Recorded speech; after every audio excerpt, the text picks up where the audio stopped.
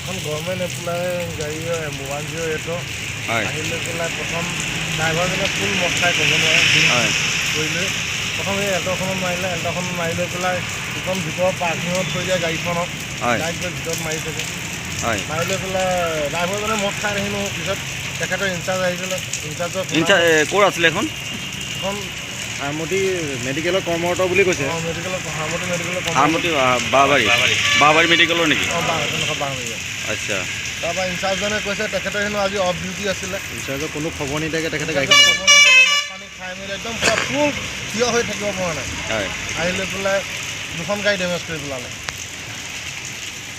ঘৰৰ মুখত ৰাখি থোৱা পাৰ্কিঙত ৰাখি থোৱা গাড়ী এখন দুইখন ঘৰৰ মুখত ৰাখি থোৱা পাৰ্কিঙত ৰাখি থোৱা পেচেণ্ট হেৰি নাছিলে নে গাড়ীখন পেচেণ্ট নাই কোনো পেচেণ্ট নাছিলে ন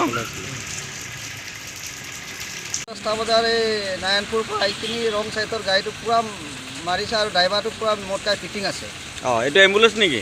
এইটো গভৰ্ণমেণ্ট এম্বুলেন্স হয় 108 হয় কিমান সময়ত?